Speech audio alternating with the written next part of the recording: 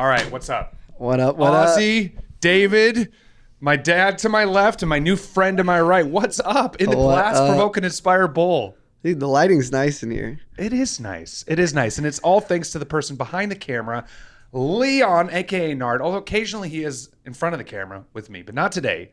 He's not wearing the right clothes. No, I like your clothes. This is too much. Let's move on. Ozzy, as I was reflecting on having this conversation, a really crucial fact came to my mind. I have no idea what your full name is. Why do we want to know Do you have that? a full name? I don't want to know it. I have a full name, but Don't I tell me. refuse to share it. Good. I like that. I think there's it's like Bono from U2. You're just like, no, you're singular, you're strong, you don't need anything else. One of my life mottos is mystery makes history. People are more intrigued about something they don't know. History also makes mystery as well. Elaborate. You know, I was reading the other day about, because I've had a lot of, because of my work in the punk scene, you know, a lot of involvement with rats. Okay. And in one of our shows in Holland, I wanted to have a thing where we release the rats. So you have a bunch of rats on the stage, and then you have someone who locks the door. David has 9 stories, and then it's like release the rats, and then the rats would come out, you know, just to bring some energy. Yeah. But then I found out a ratoid, if you will. Is that a fact about a rat? Yeah. A rat. Did you know that they're called hero rats? No. Hero rats. Really, they actually. So these are specially trained rats that go and save people. They're specially. You can look it up, Nard. I'm not look it looking up. What, yeah. So what's these he are supposed to do. Just like uses. So these are like hero rats, and they are actually trained, and they go and they like. If someone's in trouble, they go and rescue them. What is a rat? How would it rescue them? Well, you know, like those dogs that have the big. But at least a dog can tug at your. No, but they're called hero rats. Did you find it? They're a thing. So yeah, really. They're specifically trained to take landmines. Okay, that makes sense. Wait, so they run over landmines and self-sacrifice? I don't. Is that what you're saying? I presume they come back and then they sort of are like. No, but it's just like you're supposed to adopt them. Like, you know, you adopt your approach. You adopt a pony, that kind of thing. Yeah. And so it's anyway, I thought that was interesting. I mean, I didn't know there were hero rats. That was the most interesting story you've had in at least 10 episodes, for sure. So for sure. And what else do they do, Nard? I mean, that's the main thing I can find. Well, no, they don't just do that, but they're also I'm still like confused. and they're big rats too. They obviously, because look, they can obviously sliver into small spaces. Yeah. And I do like your idea that they just blow themselves up. Wait, so the landmines. So it's a win-win, right? So they see the landmines and report back, or they just blow up? I'm confused. I think that's what they do. They report back. I love it. There's nothing. I don't know why it's always funny to give human attributes to an animal. But the idea of a rat reporting back in a tiny little suit. But I want to know. I want to know how they train it to do that. I mean, like, well, do they put some cheese by a landmine? Yeah, they use that what cheese they do? spray. You know that can. So like they go, so they go. Yeah. Here's some cheese. Go over there, little rat. And then if he goes over there, he blows himself up. Then how is he supposed to do it again to train other rats? You see what I'm saying? Maybe they put cheese next to an unprepared landmine over and over again. Yeah. So that they train it with their brain to go around and look for it, and then. I don't know. They're just lost in combat after that. But what are they? Yeah, it's interesting. What's really stark and striking is that you just refuted the whole theory of Darwinian evolution. I did? Yeah, because if they evolve and grow, but it causes their own death, how are they supposed to replicate their genes? That's true. So this could be we could have just solved the entire. Leon's looking at me like I don't think that made any sense. Yeah, but I'm lost on that argument. So to our listeners, I just want to suggest that you adopt a rat today. Go adopt a hero rat, you know, and I think it's only like you send in like $20 a month, and then you get the picture of the rat and its story. That sacrificed himself for the rest of us. I remember in like 6th grade, they would have like adoptions for animals that would come in, but you never see the animal or anything, and it would be like a red monkey in Japan. Adoption for animals. Do you remember that? What about- We did care about animals. No, back you in guys my never day. had was that where they- anti-caring about Where animals. they would have like charities come in and they would ask you if you wanted to adopt like a red panda monkey in No. Japan. No. Someone in the comments comment about that because I know someone had that Is in their there? school. I'm just trying to wrap my head around I heard a red that was panda a real, monkey. that was a way to really make money, as you say. I'm saved the Panda Foundation, and they don't save anybody. They just collect the money. All right, let's move on. So, Okay. you have a mysterious full name that shall not be revealed to the public. No. How else? Let's Let's dig guess. into your Should we biography. guess his name? Ozzy Johnson. No, it's got to be something that he doesn't want to admit publicly. So it's probably something like Ozzy Tenderfeet. I get Is it a close? lot of Oswald. Oswald. Oh, that's your full. Yeah, that's your full name. Let's move on. This is Yeah, getting a let's move little on. tedious. So, let's talk about how we came together first, and then I want to back up a little bit from that because you were on. Help me describe this. Was it the largest reality TV show in history, or at least with the biggest prize? Right. Both. For context, Survivor, which is probably the largest game love show, Survivor, by the way. 52 seasons. The most viewed episode of all 52 seasons is 50 million views, I believe. And Beast Games got more than 50 million views every single episode. And it was played. You're breaking my heart a little bit because Survivor is like my favorite reality TV show. Of I all love time. Survivor too. I used to watch it and I always dreamed about going on a private island. So, but then I got to go on a private That's- island in Beast Games. And so. for what it's worth, one of my favorite all-time Survivor contestants was named Ozzy. Oh yeah, I get that a lot. You give his vibes I was too. if I'm recruited honest. to be on the Great Race or whatever they call that. Amazing race. Amazing Race. Yes, He was. I was. Him and my brother were like Yeah, they wanted. They were I had an alternates. They wanted me to go to L.A. and they were audition. alternates for the Amazing Race. Yeah. I wish you could have been on it. That would have been so Yeah, but fun here's to the watch. thing you have to know about my dad. He has zero skills. Well, that's not I true. disagree with that. I have lots look, of he built skills. this whole empire. Yeah, I built this whole empire. Look, who can build that? Yeah, I who can't would believe you do- just claimed the term empire. I like this guy. Bro, he's Yeah. the top of the top. Yeah, but That's here's- right. That's fair enough. Below But he did Jesus. it on just pure confidence and verbal skills. But in Amazing Race, you need more than that. Well, I would need someone to navigate and do all the skill He stuff. would look. He'd do great as long as he had to do none of the Just challenges, none of the navigating, none of the problem He solving. would rely on the Holy Spirit. Yeah. All right, well, let's move on. All right, give me more of your biography. We cut you off. Okay, biography or Beast Games? Because I would imagine that's a big part of your biography, at least Yeah. in the recent history. Well, I mean, I feel like God's just put me on so many adventures. I remember 3 or 4 years ago when I started taking my faith seriously, I used to pray for 3 things. I'd pray that God would bring Christians in my life, that he'd bring creators into my life, and that he'd bring adventure into my life.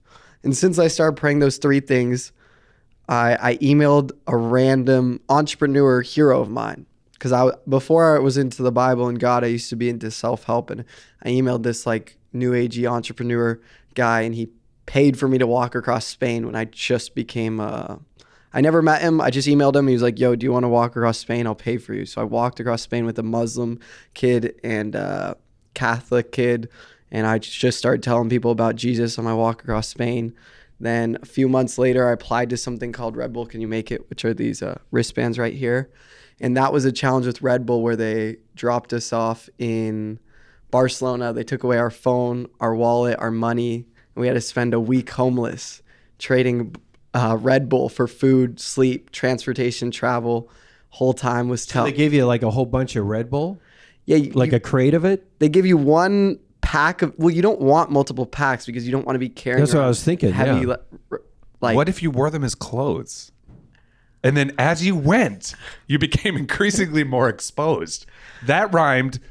Keep going. I mean, so how it worked is there was like locations, 60 locations across Europe, checkpoints. Where the Red Bull was stashed. Yeah, so if you went to Cool. like a location, you could re-up on it. Yeah. But that whole trip, just telling people about Jesus, even though it was a secular, awesome. secular thing, it was for Red Bull. And then after that, my parents had like started to see a lot of God movement in my life, and they were finally accepting of my dropping out of school. But they're like, you need to make money. and I prayed for an opportunity to make money. And then I went on LinkedIn and it said Amazon Prime gives Mr. Beast $100 million to make a TV show. So I was like, all right, God, I don't know if this is like an opportunity to make money or something. And I applied, but super, like, I put zero effort. Like, I just picked up my iPhone, recorded for a minute and sent it in, didn't think about it. And then that ended up being like the biggest mission field I've ever been on. It was just crazy God story after God story after God story. So for those who are not familiar with Peace Games, like, give a little bit more context, because yeah, it's pretty crazy. Like, I got through it. I was a little bit late, but what a wild show. And I've been a Mr. Beast fan for a long time, but many people listening to this maybe know of him vaguely, but haven't really been following what he's done online, and certainly not with the show. Yeah, I mean, the show's hard to explain because every episode kind of differs. I would say the things that stand out are like the stupid amounts of money. In the first 15 seconds of the show, he comes out, and I was in the room, so this was kind of surreal. He comes out and he goes, most game shows give away $1 million as the final prize, but we're going to give away $1 million before the show even begins. And he starts a 10-minute timer, and everyone who clicks the button on their screen just splits that $1 million, but they eliminate themselves. And that was the first 15 seconds of the show. And then from there on, it was mostly like social dilemmas, money games. At one point, there was a game where it was teams of 60 people, and they had you elect the most trustworthy captain, and they said they were going to bribe him with unfathomable amounts of money. And on my team, they didn't show it, but you have to try to, if you want to be the captain of your team, you have to give a speech. And everyone was just giving a speech like, hey, I'm trustworthy. But I went up there and I started quoting the Bible. I was like, hey, if you guys pick me, like, I would tell you, like, Ecclesiastes 5:10, those who love money will never have enough. How meaningless to think wealth will bring true happiness. I started quoting these Bible verses, and I was like, if I know these, chances are I will not screw you over. And I lost the vote to be captain by 2 people. So I got like 28 votes, and the other person got 30. And then they offered him $1 million. Really? Which is crazy. So, but my dad was like, I don't know if I could have handled you turning down $1 million, because I would have turned it down for sure. Would you? 100%. Okay. It's interesting. I know this is digging into the reality show more maybe than I anticipated, but that part was the most crazy to me. Like, them turning down that much money. And, for those, this is a spoiler alert. I feel like we're past that point at this point. You're good. But they did, I think, really benefit from that decision. Like, a lot of them went very far, built on the cloud of making that decision. At least, I can't remember the third person, but the 2 of the 3 that I'm thinking of went really far. The captain on my team got out the next episode, but everyone else made it super far. Right, and a lot of the times, making it far, does that mean you got money? Well, there were a lot of off ramps along the way. No, but there were a ton of ways to make money, take more bribes along the way, tons. Yeah. But I gotta be honest, man. When I saw that, like, obviously you put your faith out there as a reason to be put in that position, which is cool. Because if I had done that, then I think I would have been forced to make the same decision. Yeah. But pragmatically, man, I'd have hit that button at 750. I mean, can take this conversation deeper, but before the game, my brother got hit by a car before the game, a week before, and he died. So when I went into the game, I didn't, like, I'm so competitive. I can't play any games without trying to win, but I just wanted people to know Jesus deeper in the game. And like, my prayer was that awesome. Like, my brother's death would become other people's eternities. So when it was like so close to that, it was really easy just to make all the. How old was your brother? 35. Wow. Terrible. So it's easy to make all the most moral decisions when you kind of have that frame of mind. Yeah, for sure. Yeah, for sure. And I also think it's interesting that a lot of the sort of the core dilemmas of the show were self-sacrifice. Yeah. Like, did you find that made opportunities for spiritual conversations really easy? Yeah, a number of things made spiritual conversations really easy. So first of all, we didn't have our phones. That's the best thing ever. Yeah. no phones. Everyone wants to win $5 million. Everyone's getting eliminated, so everyone's scared of losing. So when you want something, you're more open to asking God to be a part of it, and you don't have your phones. And then so many things were a Jesus theme. Like the second challenge was, okay, all these people just split $1 million who wanted to go, and now if you want to move on, someone from your row has to self-sacrifice for nothing. And that's basically the Jesus story. Like Jesus sacrificed his life so that we could have eternal life. And there were so many things like that in the game. And at one point we even had a church service where like we found, I mean, there's like 300 people left in the game. So we found Christians who did worship. Jeremy, who was the one Christian that they kind of made look controversial, but he loves Jesus. He did a sermon, and in his sermon, he talked about the self-sacrifice and Jesus. And then, yeah, it was super powerful, that theme, for sure, throughout the show. Wow. So just again, for context, how many contestants were in this and how far did you get? So it was 1,000 contestants, but there was a YouTube video to compete for a spot on the show. I was going to say, there was even more before that, right? It was 2,000. And I want to share a quick story with the 2,000. The first challenge before the show on the YouTube video was 4 teams of 500 pulling a.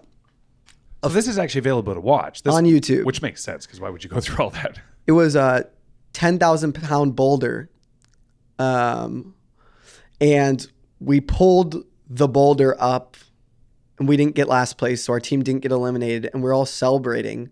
And some guy on my team started having a seizure, but it had nothing to do with the Beast team. Like he was just prone to seizures.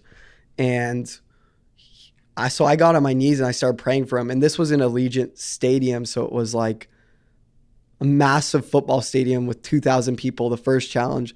And I started praying for him, and I like closed my eyes and prayed for him for like 30 seconds. And when I opened my eyes, there was like 100 people praying for this guy. But it wasn't church. It wasn't a conference. It was just a game show. And so I was like, oh, whoa, this is like going to be a God thing. And that was before, the YouTube video was before my brother died. So I was like, whoa, this is going to be a God thing already. And then the combination of those two things kind of just made it like really intensely spiritual in my mind. And then there were even like baptisms and stuff, right? Yeah, there was these 2 girls who like came to believe on set, and we were in a fake city made by Mr. Beast. It looked like Nuketown from Call of Duty. That's literally what it looked like. And these 2 girls came to believe, and we asked them if they wanted to get baptized, and they said yes, but we're in like a desert city with no water. I mean, they give us water, but there's no tubs of water. And they said the top 60 will get to go to an island. So I was like, God, if you want us to baptize these people, then get us to the island. And the challenge that we got to the island on, because it was different helicopters, different games, I was the one who like formed the team. So I picked like my Christian friends, and then I picked these 2 girls who want to get baptized. And then we had one unbeliever on our team. And the game that we played, it was like this balancing ball game. And it was only none of the believers or the girls who got baptized touched it. It was the one unbeliever on our team won the whole game for us. And then we got to go to the island, and we baptized these 2 girls. It was like, and it was a remote island, 3 hours off the coast of Panama. Like, what's the balancing ball game? It was just a game. It's like, imagine like a wooden broom with like a wooden table at the top, and then a candy glass ball with a hole in it, so the hole catches the wind and makes it like, and you have to balance it, and you were supposed to pass it all the way back to each member on your team, but it was so hard that so many people just dropped it right away, so we never passed it. And they said either the team that passes it first will move on, or if enough people just drop it, they'll also move on. So we just never passed it, and then worked out for us. Did you feel that like the guys, like Jimmy and the guys, had a sense of sort of the spiritual dynamics at work? And do you think that had any impact on them? And did they push back at all? Like, because obviously the things you're describing were pretty visible. I mean, we prayed in front of him multiple times. Like, I specifically at one point, he was talking to me before I did the hang challenge, and I like cut him off and prayed in front of him. But they saw it. They were aware of it. We were never told to stifle it or anything. Chandler, the Christian guy, he's a Christian guy on the Mr. Beast team. I would always tell him what was happening. And he's more shy. So like all the other characters people were like talking to all the time, but he kind of was more reserved and shy. And I would just come tell him all the Jesus stuff that was happening. And he'd be like, whoa. But they all saw it. It's hard to know like how much it affected them or didn't affect them. But I do think that Mr. Beast is very fair with the sharing of religion. I mean, he lets Chandler wear like massive print Jesus shirts in all the videos. And I never felt him say anything against the environment. But yeah, it's hard to know how much it sat with him. Yeah. So I know you went on to like record a podcast related to it, right? Is that, talk a little bit about your podcast, but specifically I want to segue that into the tension around that, because I know you even had some tension around that podcast, right? And wanting to do things online and wanting to build a platform. And I want to get into that whole world, because I think that, as you have just been describing, there is massive potential in that space to be bold for Jesus and to have an impact. But there's also a lot of trappings and fruit that isn't fruit. Like, you know, and so I want to just dig into that whole thing, kind of segue into your podcast, and then beyond the broader conversation about the internet, Gen Z influence, being faithful for Jesus, etc. Yeah. I mean, we have so much to talk about. It's a very interesting world. As I shared with you in part of my testimony, or it's not really part of my testimony, but it's something in the same time period, which is that I, in college, was a believer. I mean, I went to church. I believed in Jesus. I believe I would have gone to heaven if I died, but I didn't take my faith seriously. And as a lukewarm believer, Christian content never got recommended to me once. So if it's not getting recommended to someone who goes to church and believes in Jesus, who's just not interested, then it certainly ain't getting served to secular people. And what you also need to know about that is it's the algorithms serve you what you want. So if you're a Christian but you don't want Christian content, it's not going to serve it to you. It's not going to serve it to secular people. And so you have this dilemma where you can make Christian content. It's only going to be served to Christians who want to consume that content. Or you can make secular content and it's going to get served to secular people, but then it's hard to share the gospel. And this is something like we're kind of thinking about addressing. But at the time when I came up with my podcast, what had happened was I was so obsessed with being a YouTuber and like being famous and creating my dream life that I dropped out of school, but also when I hung out with people, I would always be like counting down the hours. I'd be like, I was dating a girl and I'd be like, no, I have to go edit videos. Like I can only hang out with you for an hour. I have to go do this. I have to go do this.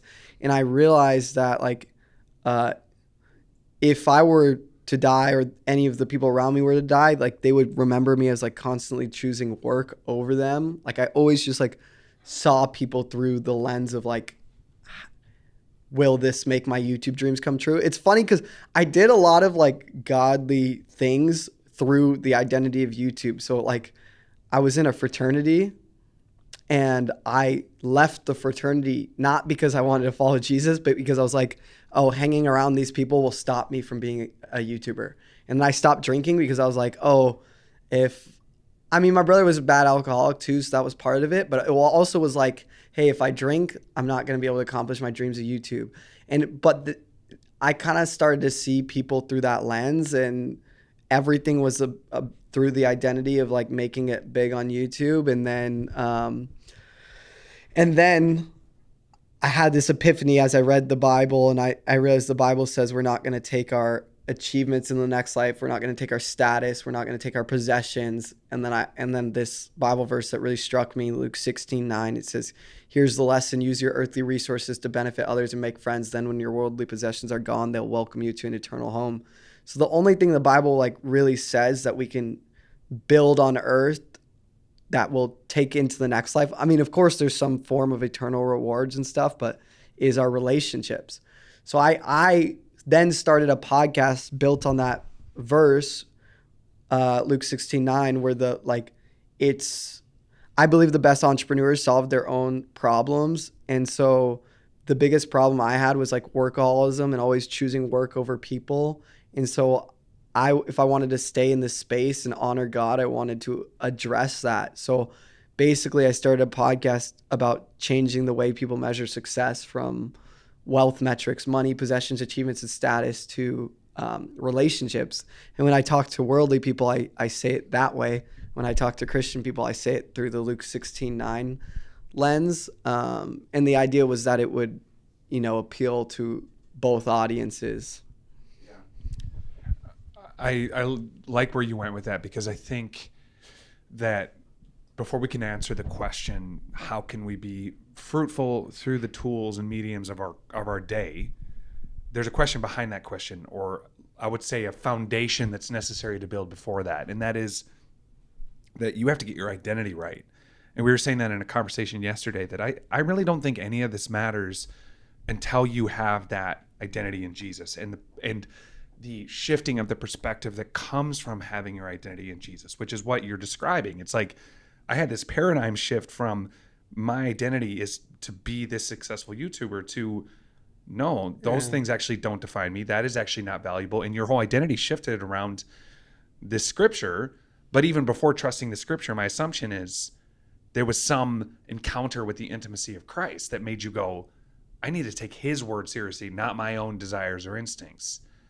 What was the thing that shifted in you to change your lens? I mean, it's kind of a long story, but when I dropped out of school, my only connection to my school was this girl I was dating, and she started having heart palpitations. But I actually have an extra nerve in my heart, and so sometimes when I make sudden movements, my heart rate will double. And it's not dangerous, but like sometimes when my heart rate doubles, I'll like have people put their hand on my heart and I'll scare them with it because it's kind of funny. And hers was like 10 times worse than mine. So I knew she had a problem, but she had never gone to the doctor or anything. And I told her to go. And it turned out she had a pulmonary embolism, which is a blood clot outside your lungs. And if it breaks free, you like just die like instantly. And at the time, like, I was lukewarm Christian, but I believed. And then her blood clot kept getting bigger and bigger. And so I was like, oh, like my whole life I've said that I believe Jesus is the way to heaven. But now that this person who doesn't know Jesus because she wasn't a believer is like facing death, like I got to tell her about Jesus if this is what I believe. So then I went from like not reading the Bible ever to like literally reading the Bible every day to her and praying with her. And then that was just like a long process. And yeah, a few other things happened. But through that, like going like 0 to 100, just reading the word every day and praying with her, I just experienced God. And something else I like to say too, I feel like a lot of people's testimonies, they follow this story arc, which is like, I hit rock bottom, depression, anxiety, and then like God saved me and I went up. And obviously that's true of a lot of people, but I always tell people with my testimony, like I liked the world. When I was like in my frat and reading self-help books and working out, like I was honestly a happy guy. I was. Now I'm not saying it wouldn't have eventually led to like some dissatisfaction, but at the moment it was fulfilling to what I wanted in my identity. But then when I started following Jesus, and the reason I started like following Jesus was because of her heart problems, it was still better than the best of that world. And that's like, sometimes I think in evangelism, we have this mindset that like everyone's secretly depressed or secretly anxious and we need to like, and I do think that is true a lot of the time. But a lot of the time, if like Mr. Beast, for example, if his identity is, I want to be the best YouTuber in the world, and he's doing $100 million game shows, then he's going to be like feeling good about like hitting those milestones. And I mean, I think that's a different story because he's so burnt out and overworked. But there's a lot of times when you're pursuing something and you hit it and you feel good. So like we'll go into evangelism and we'll be like, oh, this person's secretly so unhappy or depressed. And something I'm like passionate about too is not just like going at it with that angle, but also being like, no, Jesus is better than the best of the world. Yeah. No, that makes total sense. I think what's crucial though is it sounds like you had a confrontation with mortality, right? Yeah. And in the end of the day, like obviously we believe that God's design is for our flourishing. And what we also believe is that people can find their ways to a path that mimics or at least actually follows God's design for their lives. Yeah. So in other words, you don't have to be a Christian to have a philanthropic side to them, like Mr. Beast, right? He's tapping into this desire to serve others, and that's actually just a reflection of God's image inside of him. And so he's not going to not gain those benefits just because he doesn't acknowledge the God who's given him the instincts to pursue that path. In the same way, someone who finds pleasure in, developing or being a great husband or a great father or, being a servant to the community, or even just recognizing that kindness is better than being a jerk. Like these things are going to make them happy. And certainly in your case, when you were young and healthy, and you're still young and healthy, but you had all these opportunities and life's going to be good. Yeah. But a lot of that is God's blessings over your life that you're just not necessarily acknowledging at the time. But even to your point, to you, because I feel like there's parallels to this story, because when you were in university, you had a similar sort of thing, a nominal thing, and then you had an encounter with a supernatural. Can you talk about that? Because I think it's very relatable in what you experienced. Yeah, I had a friend who's involved in the occult, and so he was he was having all these weird things happening, and he would like become afraid because these spirits would appear to him in his bedroom and stuff like that. And so it made me understand that for the first time that the spiritual world was real. I grew up in a church and I heard all those things, but it was no longer academic. And so for the first time, I really started to pray, not in a religious way. And I started to read the Bible in a non-religious way, where I really wrestled with what I read. And it was then when my whole life changed. But, and that's when I was surprised to find out that true meaning, actually, its significance comes from knowing God. It doesn't come from anywhere else. Yeah. And so I would say, maybe people are somewhat happy or whatever, but I think there's an illusion in that when they get to the top, it's like the pursuit makes you feel like this will give me that ultimate fulfillment. It will take away that emptiness that's inside of me. And then I've talked to people who have reached the top and they're empty and they're desperate. So, and I also don't think that Jesus is the best option. I don't think that I follow Jesus because he's a better option. I think that that's not understanding the cross, because the cross shows us that we are lost, and that that the road that we're going on is going to lead to destruction, and that we need someone to rescue us from the situation that we're in. We had a podcast recently where we thought, what happened to sin? No one ever talks about sin anymore. Everyone is addicted or needs therapy or counseling.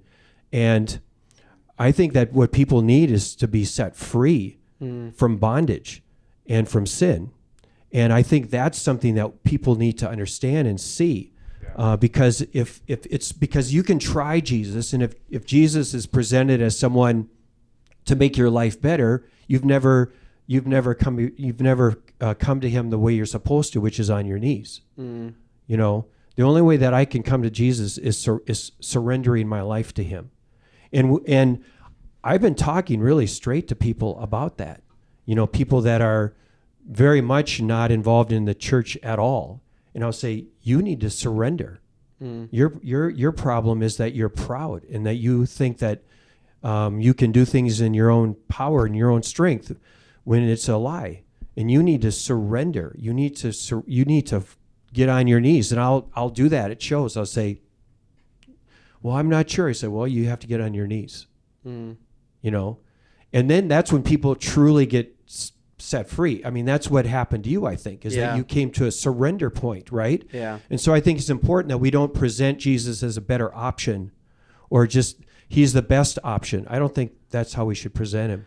Yeah, that's a good point because so coming from like believing at a young age to like taking my faith seriously, one thing that I wrestled with was like, I don't want to just believe this because my parents believe it. And so I got really into apologetics, which was powerful for me. Like it helped me a lot. But what you guys have kind of showed me recently, and I've looked back on how I've done evangelism, is like, I believe that Jesus is God and that the Bible is the manual for life. So I do think psychologically it's true and it's beneficial. And if you follow the 10 Commandments and everything, you'll have a better life in the sense that more emotional peace and maturity. I think practically too, Yeah. relationally. I think in every way. In every way, yeah. Yeah. So I found myself like, I'm very logical. So when I evangelize, I would give people these logical reasons as to why Jesus is better. And, I think God's worked with me in some of those times, but I realized that like, because I just traveled with one of my friends who I've been trying to tell about Jesus for a while. And I realized that every time I told him why Jesus was the better option, he understood it psychologically. But I was like, if this is all he thinks is that it's just psychologically the better option, like, there's a lot of psychological things you can do to improve your life. But like, and this is where you guys have like affected me, is like, if Jesus is real today, then like his power should be in our lives, like, and it should be able to be in their lives, and they should know that they have access to that. And I'm also like, I don't think that's necessarily like, the charismatic, it doesn't need to be like this big, like charismatic thing, but I want people to believe that there's like real power in the name of Jesus, and that I feel like I'm kind of doing them a disservice if I'm just saying like, oh, here's psychologically why Jesus is better. Yeah, and you see that a lot in a lot of places where Jesus is just a subject. So you teach the Jesus principle so you can have a better life, which is true. Like like Ben was saying, if you teach the Jesus principles, you will have a better life. But that's not how you come to Jesus. And I think it talks about in Colossians how Jesus holds the universe together with his power. Yeah. That everything that is seen and unseen was created by him, that he's above all things. And when it talks about how Jesus, when he appeared to people after he rose from the dead, it would talk about how his face is brighter than the sun. Yeah. When they would have a revelation of Jesus, they wouldn't go, yes, Jesus is the cool option. They were flat on their faces. Yeah. They thought they were going to die. And so I think people need to see that Jesus. That's the Jesus that transforms us. That's the Jesus that makes us be willing to not run away from the battle, but run into the battle. And I think that's what people want today. I think they want... I think at universities today, people want to hear about that Jesus, not, this is a cool Jesus you can try. You want to have something worth dying for, literally, not just symbolically. Well, let me tell you who's the person that is worth giving everything for. There's another scripture that like really speaks to me, which is John 8:31 through 8:32. In the book of John is like I would argue it's the most evangelistic book in the Bible, because it says, these things I've written to you so that you may believe Jesus is the Christ, the Son of God, and have eternal life through his name. And it says, John 8:31, it says, Jesus said to the Jews which believed on him. So these are Jews which believe on Jesus. He said, to the Jews which believed on him, if ye continue in my word, then are ye my disciples indeed. And then the famous verse says, and ye shall know the truth, and the truth shall make you free. So he's saying to believing Jews, you don't become my disciples unless you continue in my word. And when you continue in my word and become my disciples, and you experience freedom. And there's so many Christians who believe in Jesus, but they don't continue in his word. And so therefore they don't have the freedom they're looking for, because it's that bondage to sin, which the freedom you need comes from actually believing Jesus and taking his word seriously. It doesn't come from just showing up. And that verse really resonates with me, because Yeah. I mean, so much bondage, especially in college. There's so much bondage. And even like we were talking about, when you're chasing something, you can feel satisfied because you haven't got to the Because thing. you think when you get it, you're there. going to be it. That's the thing, is that when I get that, then Yeah. I will be fulfilled. Which is why people glorify the philosophy of the journey, not the destination. Yeah. Right? They say, well, that is what life is. Yeah, that's funny. Yeah. You know, which is kind of a sad thing. I think what you're describing is discipleship, or being a disciple. But I think intrinsic in that is this idea of surrendering your own way and following Jesus completely. Yeah. And so I think we should dig into the whole idea of what that means, because, you know, I think everyone is concerned about those in their lives who are far from God, those who are not coming to Jesus, and just the world at large that is struggling in that sense. And, you know, I think we've already said that there's a temptation, and I feel it too, to want to sort of market the parts of Jesus that make your life better. Like, oh, he's logically sound, he's rationally sound, he'll help you get your money in order, he makes sense of life psychologically. Well, I mean, it gets down to things like if you do what Jesus said about, and the Bible teaches about sex, you'll have a better sex life. Yeah, and they've done, you know, everything. And when they do, these are just studies done by, you know, like, and it's true, right? They like, who was I hearing the other day say this? I think it was Jordan Peterson, who was laughing because he was talking to maybe Joe Rogan. This was on the most recent one, and he was talking about how married couples have the most satisfying sex life. Yeah, and he did it in that. his very sort of funny way, laugh, like how almost in a mocking way, like, yeah, I bet you the liberals didn't expect that study to come out. But there is all of that, and yet there's this paradox of the simplicity of what the gospel demands that is also at the same time far more difficult than adopting some sort of alternative lifestyle, right? So what does that mean? Because you said this is what college students really want, something to die for. Is it? yes. Do you believe that's true? Maybe they don't. I'm saying consciously, does your average Gen Z walking around today, are they walking around going, I want something to literally die for? No, that they seems need, like a that bit needs of an to be assumption. presented to them. I think that they think I think it's every human being thinks, is there more to life than just getting old, going to the next party? Yeah. You know, just living for Saturday night. I mean, but on that point though, like you were kind of suggesting, maybe back in the more biblical times, or even in the past, like trying to find something worth dying for was more of just a natural part of life. I don't even think that's like something people really think about anymore these days. But again, credit to Steiger and you guys, something I've challenged myself to do is like, how does Jesus evangelize? And what I've been finding in the Bible is that it always goes in a three-pronged pattern, which is love, then power, then message. So when I was looking through the John, because I think John's the evangelistic book, I went straight to John 3:16 because it's the most evangelistic verse. And I was like, is there any demonstration of power before this verse? And I started at John 3, and in John 3:2 it says something along the lines of Nicodemus, seeing the signs, knew that Jesus was from God, and therefore he initiated a conversation. And it doesn't tell you what the signs are in that example, but it says because of these signs he knew he was from God. And then if you go one more chapter later in John 4, he asked the woman at the well for a drink, and she says, how can you, being a Jew, ask me for a drink of water?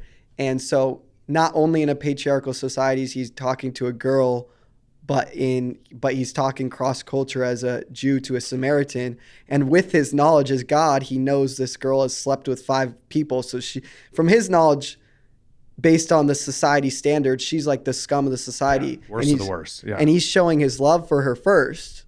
And then he goes, oh, go get your husband. I don't have a husband. Yeah, you have 5 husbands. And she says, oh, you're a prophet. So she sees his power in knowing that.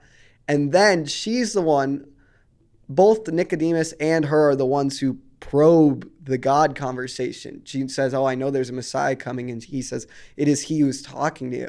And that's something where it's like, I feel like, especially in the culture of America, it's a very logic forward culture. So, and me, myself, I'm a very logic forward person.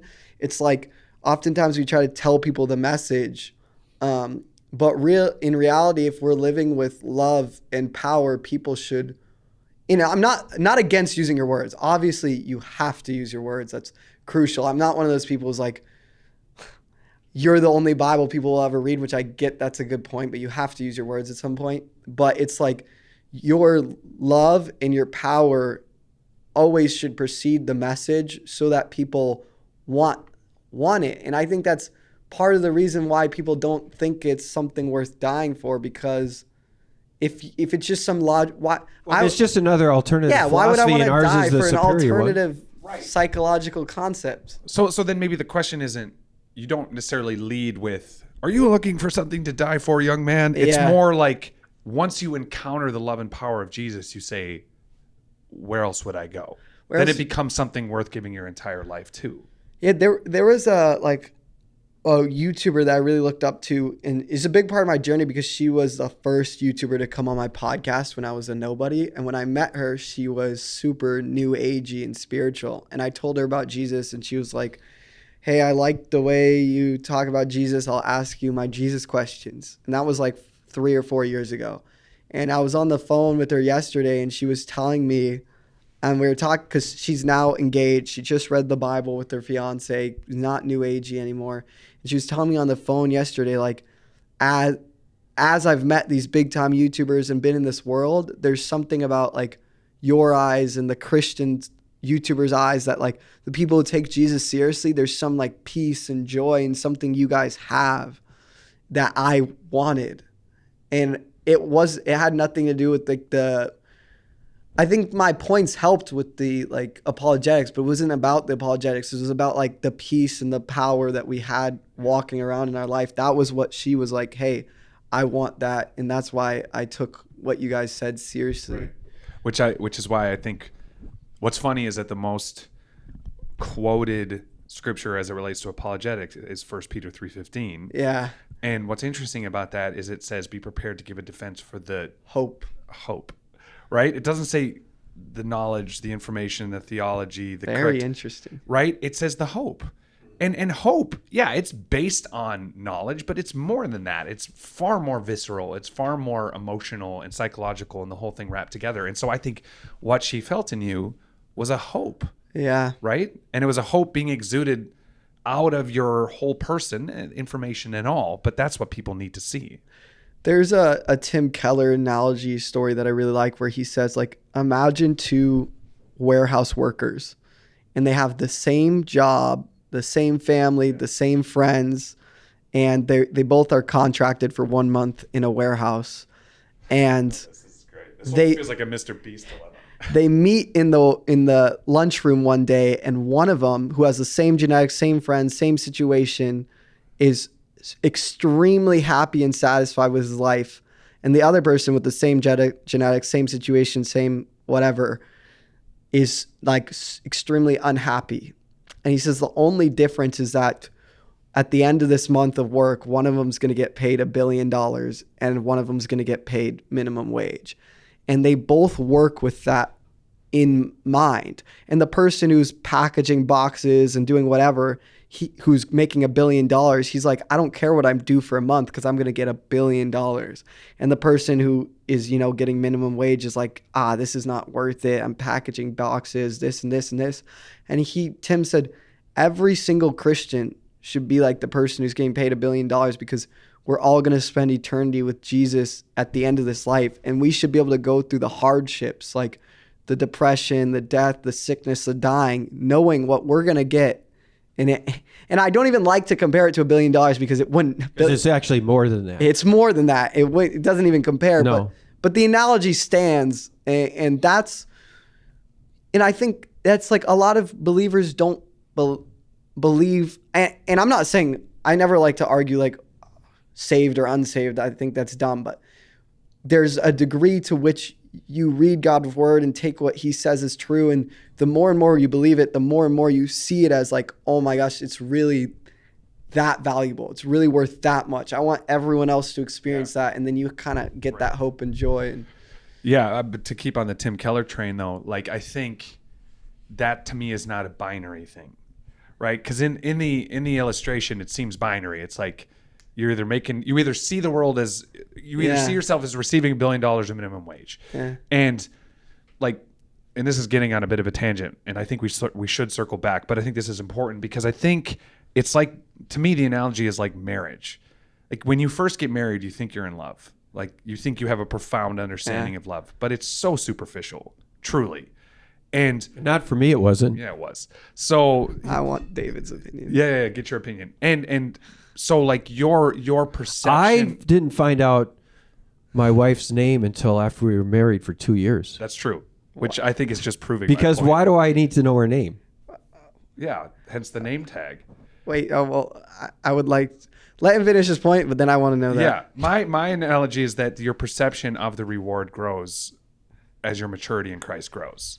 Like that's the thing. Yeah, I agree. Right? I agree with I that. think there should be this increasing sense of the reward of Jesus and the stripping away of your dependence on the material. You don't get it. I mean, I still don't. But that's my point. But you're illustrating my point. But right? I also think on that same note that believers don't, no one forces them into like that knowledge either. It's like you have to choose to.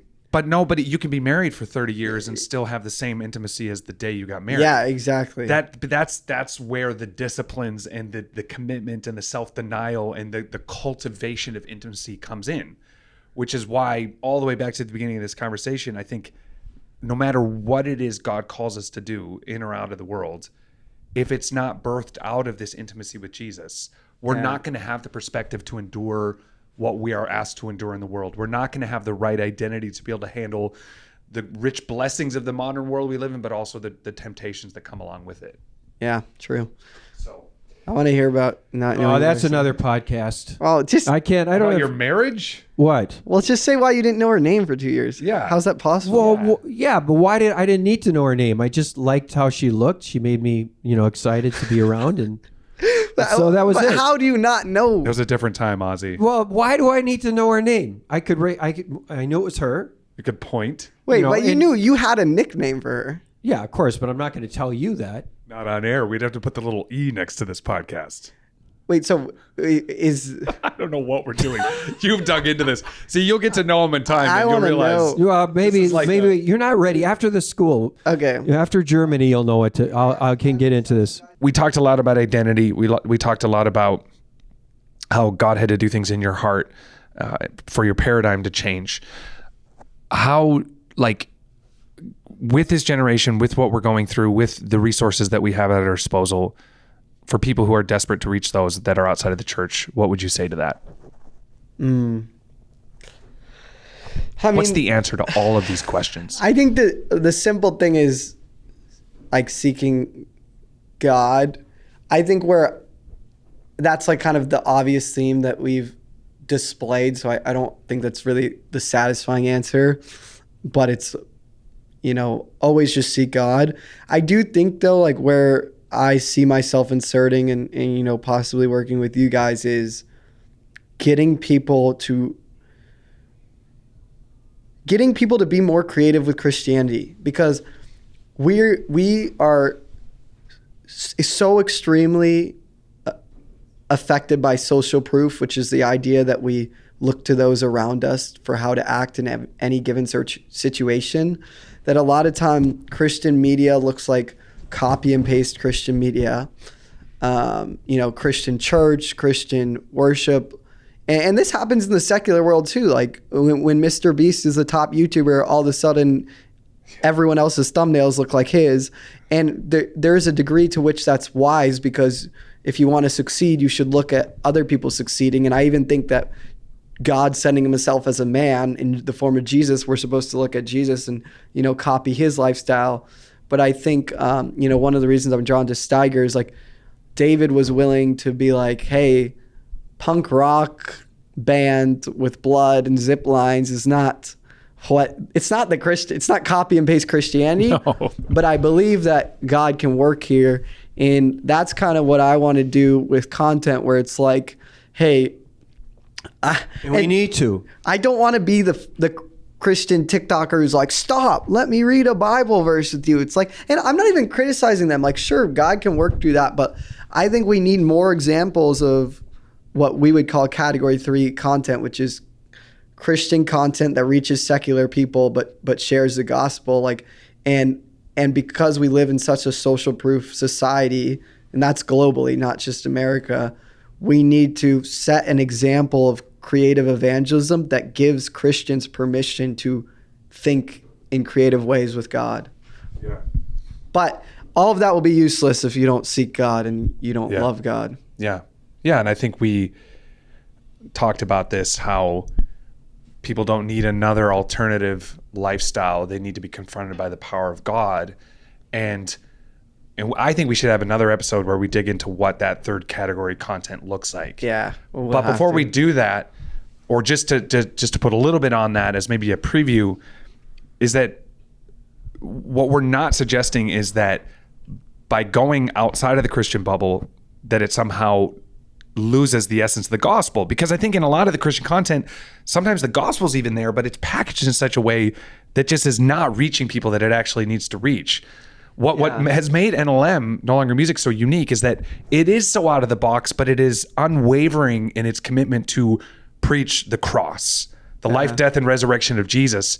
Because as we said, that is where the spiritual power, the dynamite, is unleashed. And that is where people go from, ooh, should I adopt this idea, to I'm a sinner in need of forgiveness. And they feel the power in the message. It's not just another message. And they always talk about that. Right. The most cynical university student will say, I feel something. There's this heat on my body, or they talk about it all the time. But to your point, I think what our show has allowed, what the show has created, is that people feel that love and that power, so that when we have those conversations, they're ready. They're ready. It's like the guy you talked to, that philosophy student at the University of Columbia in Bogota. Yeah. And you were talking to him, and what happened? Well, I mean, we had so many conversations like that where, well, for him specifically, it was weird because when he introduced himself as a philosophy student at one of the most secular universities in Latin America, I kind of like, oh, okay, here we go. Like, get out all my arguments. And I was like, what'd you think of our message? And I was expecting, here we go. Where are we going to go with this? What rebuttal is he going to give me? And he goes, I need this. Wow. And I went, okay, should we pray? And he's like, yes. And it was just like, he had felt the power, he had felt the love, and he was ready. I had another time when I was talking to a guy and I said, what'd you think of this? And he kind of was speaking in the third person, like, oh, this is good for us and for our people and for our culture. And I said, yeah, but what about you, man? Like, what about you? Yeah. And I could just tell, like, when the conversation started, part of his language was to avoid that spotlight that he was feeling. And so when I pointed it at him that specifically, he was like, yeah, I actually, you're right. I need this. This is for me. Wow. And so again, I think that what that allows is to do exactly what you were talking about scripturally, which is they see it, they feel it, they even ask for it. But, and going on that though, with the content, what you guys ask yourself with your shows, which is like, I always say love is relevant. So if you love someone, you'll be relevant to who they are. Like, Mormons are such a big evangelistic church, but if they preach the gospel in China or America or India, they show up in the same outfit with the same door knocking technique. They don't, and then when they're off mission, I've never been evangelized to one Mormon off mission. So it's like, it shows me that it's like this religious task where they show up the same. Huh, interesting. But Jesus, when he talked to fishermen, he used fishing analogies. He talked to Pharisees, he used Old Testament scriptures. He talked to farmers, he used these farming analogies. And so it's like, love is relevant. And when you guys sought out these global youth culture or anarchists, you're meeting them with punk music and a stage show. And that idea that I just explained, how do we have that in content? Because there's another thing I see a lot too, which is where someone who is a content creator starts taking Jesus more seriously and they want to share Jesus. And so they think their solution to sharing Jesus is just like adding a Bible verse to their video or just adding the message of the gospel to their video. And I'm not saying God can't work with that. He can, but again, it's like, what in your video, what in your content shows your love of God, what shows the power of God. And there's this ironic metaphor. Back in the old day of YouTube, they used to say, if you want to kill the performance of your video, ask people to subscribe in the first 10 seconds. Because when you ask people to subscribe in the first 10 seconds, what you're saying is, I give you nothing, but here, give me your subscribe. Well, they say, well, okay, once you've had a very entertaining video and someone's been entertained and whatnot, that asking for the subscription hits a lot better. And actually, if you don't ask for the subscription, it doesn't hit. So it's like, how do we like show the love and power of God in content so that we have the permission to share the message of the gospel and it actually resonates with people and they actually want to be a part of it? Yeah. Well, I think for us, the art is always second. And I think people can view that as we don't care about art or the quality of the art or any of that. And that's just not the fact. Like, it's kind of like, I overextend this analogy, but you know how Augustine talks about ordering your loves, right? Yeah. And it's not that to love your wife more, you should love her more than God. Actually, it's the opposite. To love your wife better, you should love God more than her. Yeah. Because then you can love her as she should be loved. In the same way, I think the way your art thrives is to not love it more than God. And so for us, the lens is always, we want to serve you, God. We want to reach people. What do we do with this? It's like open-handed, not, hey, I'm a metal guy. You know, I'm really into metal music, God. So could you how do I show, I want to do that, but with Jesus added to it. Yeah. Right. And that's the reverse paradigm. That's what's so crucial. And so because of that, I mean, No Longer Music, if you could just do a stop motion over the last 40 years, it's changed constantly. And it's always strived for excellence. I think it's a false dichotomy to say that you're not excellent just because you care about Jesus more. But the form has always been negotiable and the essence has always been sacred. And because of that, we've been able to adapt to culture. And so when COVID hit, we looked at the whole show and completely reinvented it. We centered the whole story around suicide and social media and rejection and relationships and abuse. Why? Because that's what's so relevant right now. Yeah. But in 5 years, it might change. In 10 years, it might change. Who knows? So I would say that is the answer. It's a love of Jesus and people more than a love of form, so that the form can be adapted to whatever the felt needs of culture really are. Yeah, and that's good too, because sometimes I'll be working really hard on a video or a podcast or something, and I'll have the idea of spending time alone with God, but I'll be working, and then I'll ask myself, I'm like, well, if I really believe God's the author of creativity, why would I even think that working is going to be a better option than spending time with God? I mean, one of the things I say to artists all the time is, what if for every hour you spend on your craft, you spend another hour seeking God? What would happen then? And the paradigm is it sounds like such a slap in the face to the creative process, but it's like, if you believe God's the author of creativity. But that's because we don't. The big we. Yeah. So that's why worship bands will spend 5 minutes in prayer, if that, and then they spend the rest of the time practicing the songs because they don't really believe that. Yeah. This is a whole nother thing that I think we need to dig into. But dude, this has been awesome. Ozzy, I don't know your last name. And frankly, at this point, I don't even want to know. Films is fine. Is it Wiggle? It's Films. If it was Wiggle, then I would totally get it. I would love that. Bro, this has been great. It will not be the last. You know? Like a barnacle, we will suck you into the ship and like attach a barnacle? you on. Yeah. What about the trained rat? Like a trained rat. Like a trained rat. What are they called? Hero rat. Hero rat. Ozzy. We're gonna send a hero rat. You are our first official hero rat. No, we're gonna send him a hero rat. Oh, and so it's like a comfort animal. So when you're on a plane or something, you have the little rat on a leash kind of thing, and this is my comfort rat. I would say a rat on a leash is a good metaphor for all of us today. What's it, Brian he would like that. Our friend Brian from Korn, he would like rat on a leash, wouldn't he? Freak on a leash. That's freak. I know, Leon. All right, that's it. Hello. We love you. Peace.